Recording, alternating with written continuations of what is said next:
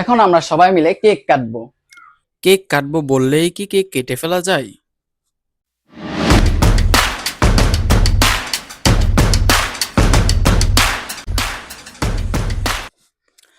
তো চলুন ভিডিওটা আমরা বার্থডের আগের দিন রাত্রে থেকে শুরু করি।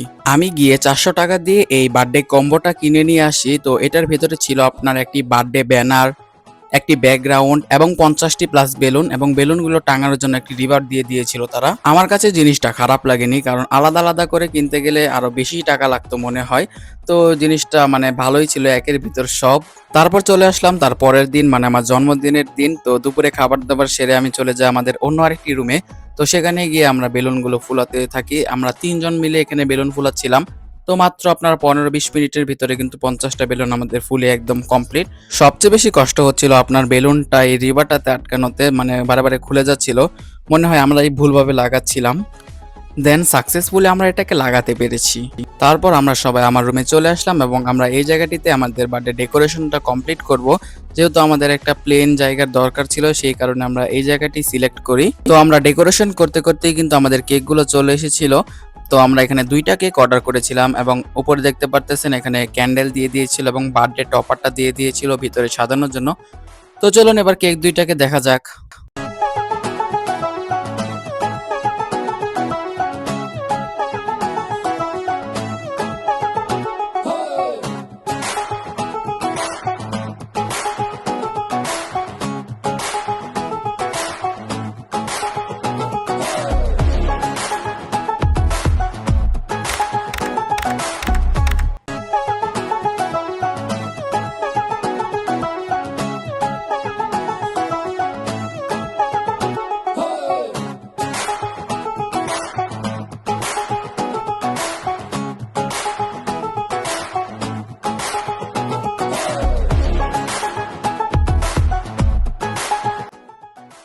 হে গাইস, আসসালামু আলাইকুম, welcome back to my new blog. তো গাইস, আমি একটি বার্থডে ব্লগ দিয়ে কিন্তু আমার ভিডিও আপলোড দেওয়া বন্ধ করে দিয়েছিলাম আমার পরীক্ষার কারণে, এবং আরেকটি বার্থডে ব্লগ দিয়ে আমি আমার ভিডিও আপলোড দেওয়া আবার শুরু করে দিয়েছি।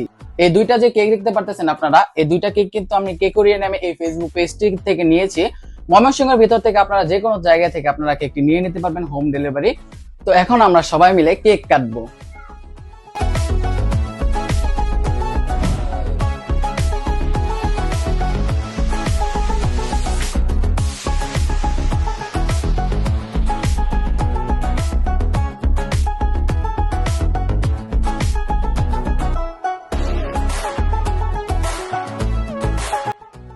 তারপর কেক কাটা শেষে এখানে আঙ্কেল আমাদের সবার জন্য ছানার মিষ্টি নিয়ে এসেছিল খানের দোকান থেকে। তো এটা কিন্তু নেত্রকোনার একটি স্পেশাল এবং অনেক বিখ্যাত একটি খাবার। ছানার মিষ্টি এবং রসগোল্লা এবং বালিশ মিষ্টি, এই 3টা খাবারই কিন্তু সেখানকার প্রচন্ড বিখ্যাত একটি খাবার, এবং যেমন বিখ্যাত তেমনই কিন্তু অনেক মজাদার একটি খাবার।